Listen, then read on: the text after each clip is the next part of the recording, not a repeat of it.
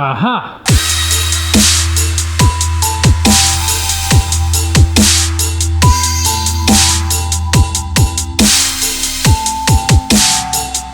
There we go, that's what I'm looking for. It's a little bit dirty, it's a little bit worn, but it's the last one I have. There's a couple more in there, but they got really bad marks on them and they've not got the right finish. I'll explain what this is. This here was the second product I ever made. The first product was...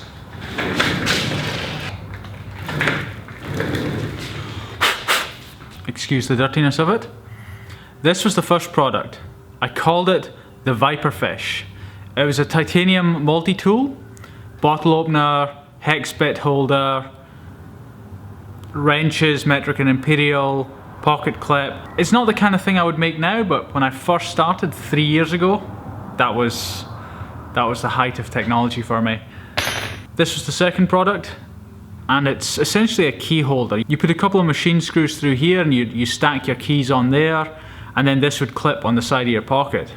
The problem, it's kind of a problem but kind of a good thing, is I offer a lifetime warranty, unconditional, on everything I make. And so I still get people now, very rarely, but I still get them, where they say, oh, I bent the clip, I was coming out my car and it snagged on something and I bent it. You know, and I'll honour that. And the problem is that this is a thing I don't make anymore. So from 3 years ago, I still have to make sure I've got some in stock, and every so often, you know, I might do a run of them. And so I'm like sort of digging in the sort of the old prototype boxes there, but it's been half a year since I previously shipped one out. So it's like, it's so rare it happens, but it still happens and I've got to follow up with it. I'm talking too fast, I'm out of breath.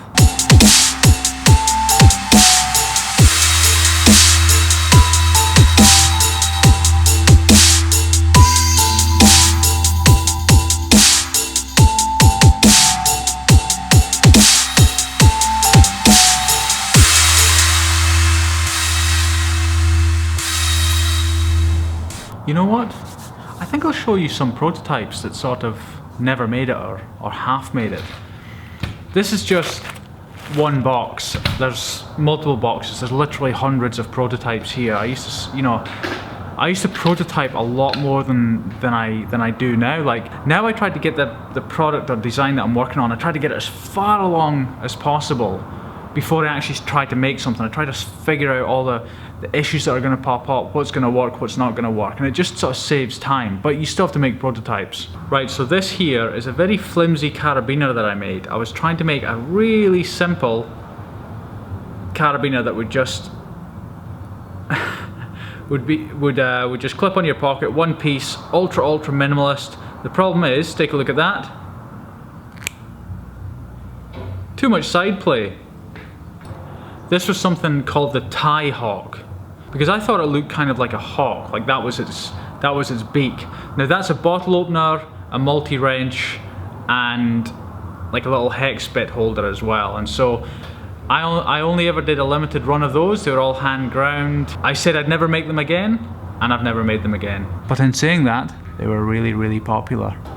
Now this, as you can probably tell, is a double-ended carabiner. I called it the seahorse for obvious reasons.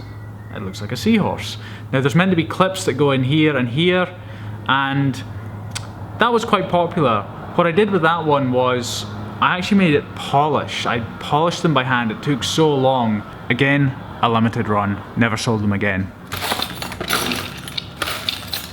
Huh, can you believe it? I've got two of these. So that's a little keychain clip. I think I called it the Viper clip. So it was kind of like a fish shape, but it's a clip for your keyring. So kind of a cute little thing. Sold pretty well. Never made them again. Ah, now here's another carabiner, giant carabiner. You can probably see the concept with this. That's a spring mechanism there, one piece. So you go like that. And I know you can predict why I didn't make this. Yep, too much side play. You have to test these things though. Oh, this one here, that is basically like a clip for your key ring. So it's like a split ring, a miniature split ring, but it's like a clip so you can hook it on and off your belt or your keychain or whatever. This one was really popular. Like people, I never actually ended up selling it, but loads and loads of people wanted it. I just couldn't quite figure out a final version of it. Like it was too springy, like it was too bendy, and it was just kind of awkward, and I got sidetracked by other projects basically. Ah, now this one I still plan on making. This is a tiny double-ended carabiner. This is very rough, no tumbling, no grinding. This is straight off the water jet cutter. In fact, this one was cut before I had my own water jet cutter. I sent this away to get done. So that's it. I still think it's got a lot of potential, and I probably will maybe do something with this at the beginning of next year. There's just so much stuff in here. Ah, now these. A lot of people wanted these, and I just never ever made them. So these were my own custom split rings. Kind of looks like they look like a snake. Looks like a snake sort of eating its own tail. The plan with this was just, you know, just a split ring that you could easily put keys on and off, or whatever you want. So let's say I had this thing here and I wanted to clip it onto this. Instead of those awkward split rings where you have to go round and round and round and get your thumbnail in and scratch your thumb and break your nail, instead you just slide this on, and that's it. And to get it off, like, it really is that good. I don't know why I never made it, because loads and loads of people actually wanted it made. Anyway. Now this is another carabiner that I made. I think I called it the Robo Clip, because it was kind of like Robocop, all those hexagonal shapes. Not that pretty, but a lot of people liked it. Had a little hex bit thing in there where you could use it as a multi-tool to screw things on and off if you put a little bit in there. Never made it, just too many other projects, getting sidetracked. Now this, the world's smallest wrench. That's a metric or imperial kind of wrench on the inside, and the outside is just a sliver of titanium. That one just kind of never went anywhere. Oh, now this one. Look at this. Can you guess what that is? You hang this from your keyring here, and then when you need to, you pull these little lever mechanisms, and then this pops out. That's a micro pair of tweezers. This was a very rough prototype, but I like the concept. To put it back in, easy as that. You know what? That'll do for today. Like, there's more in there, there's loads more in those boxes over there, but if you found it interesting, let me know and I'll show some more in another video. What would you like to see more of or less of in these videos? Now, I asked this a couple of months ago when I had, what, 100 subscribers. Now I'm up to 340 something subscribers. So it's growing slowly, which is awesome. But I'm continually trying new things with what material I put in terms of like what I show you of my day, work-wise, personal-wise. I try to mix it up and change things, and you know, I do things in the editing, and I look at the comments to see if someone said, hey, that was awesome, or why did you put that in? Or truthfully, it's kind of tricky when it's, you know, on average around about 100 views per video, and you know, the number of comments on average is between 2 and 3.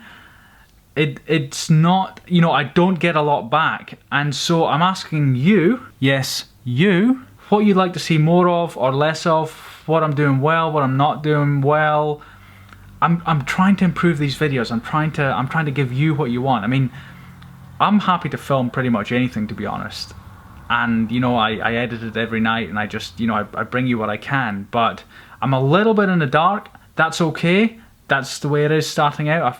That's always like that with everything. But if you can give me some feedback, that would be awesome. Even if you're someone who never comments on anything. Yes, that's you I'm talking to. I want to hear from you. Just put a comment below. Just say, hey, look, it's fine. Or, hey, look, I'm happy with whatever. Or, oh, I want to see more workshop stuff. I want to see more projects. I want to see more of your personal life. I want to see more of you make a fool of yourself. You're in luck there because I do that every day. I'm gonna call it a day at that. I've got a bunch of work to do. I look forward to your feedback, I really do, and I'll speak to you tomorrow.